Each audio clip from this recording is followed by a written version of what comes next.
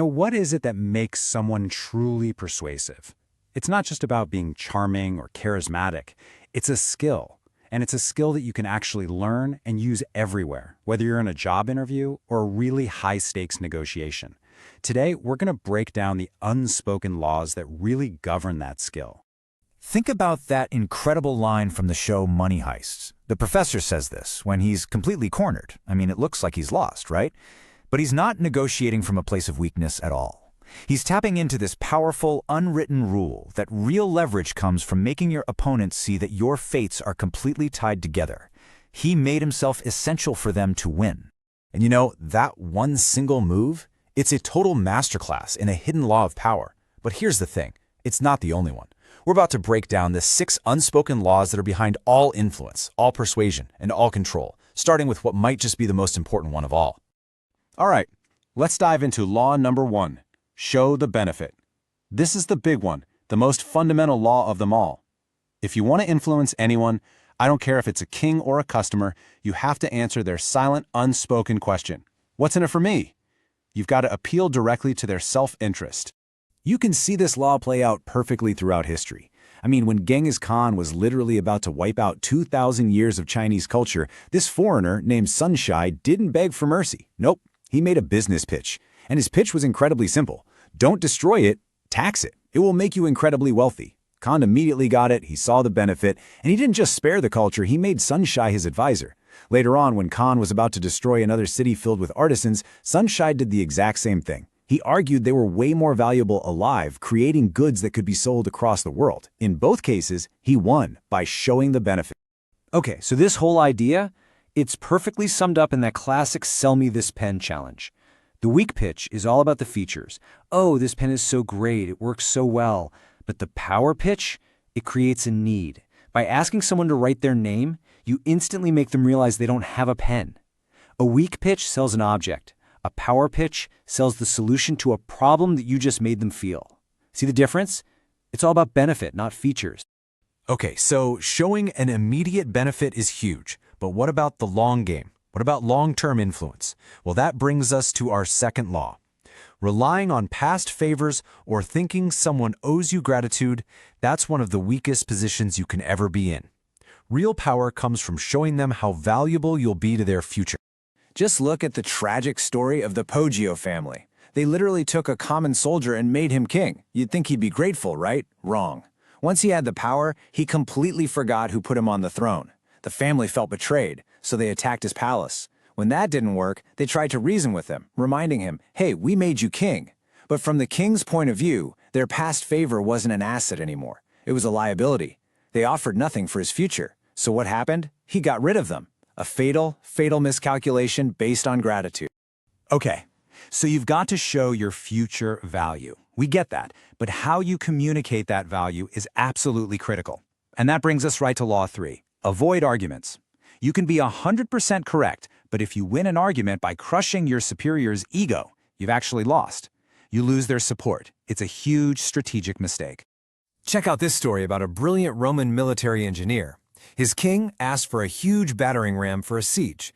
The engineer, being the expert, knew a smaller one would work better, and he argued and argued about it. He basically insisted he was smarter, and even after being ordered, he set the smaller one he wanted. And yeah, technically, he was correct. But in doing so, he publicly embarrassed the king, and his reward? He was stripped down and publicly whipped for his insolence. See, he was right about the ram, but so wrong about power. A true master of influence would have respected the king's authority in public, given him what he asked for, and then found another way to prove their point through action, not an ego-bruising argument. So if arguing is a total losing game, what are you supposed to do when you need to prove you're right? Well, that's where Law 4 comes in, and it's such an elegant solution. Don't explain, demonstrate. Let your actions create this undeniable truth that just speaks for itself. Let me tell you this incredible story about a vizier. He was loyal for 30 years, but then he gets falsely accused of treason. His sentence? To be torn apart by the king's hunting dogs. But he didn't argue, he didn't plead, he just asked for 10 days.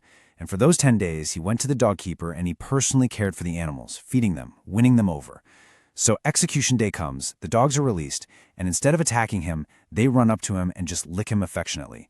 It's only then that the vizier finally speaks. He turns to the king and delivers the lesson. I served these dogs for 10 days, and they remembered my loyalty. I served you for 30 years. The demonstration was undeniable. There is no argument on earth that could have been as persuasive as that. All right, law number 5. This one is all about your long-term security, your power, and it's actually pretty simple. If your skills are common, if they're easy to replicate, then you are commodity. And you know what happens to commodities? They're disposable. The goal is to become irreplaceable. This is a truly bizarre story, but it's true, and it makes this point in a really chilling way. A mercenary hero saved an Italian city from a huge attack. The people were so grateful, they wanted to honor him in the biggest way they could think of. So they decided to make him immortal by killing him and building a massive temple in his name. Why? Why would they do that? Because his heroic act was a one-time thing. Once the threat was gone, so was his value. There were plenty of other mercenaries just like him. He was a tool they used, not an asset they needed to keep. He was totally replaceable.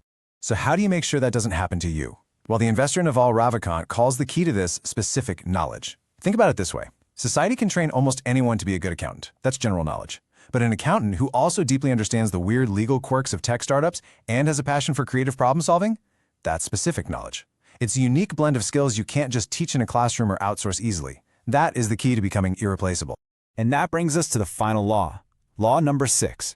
And honestly, this might be the ultimate law of power. See, it's one thing to be valued, but it's a whole other thing to be necessary. The final law is to weave yourself into the very fabric of an operation so completely that other people literally cannot function without you. Their dependence on you, that becomes your greatest strength. You want to see a master of this?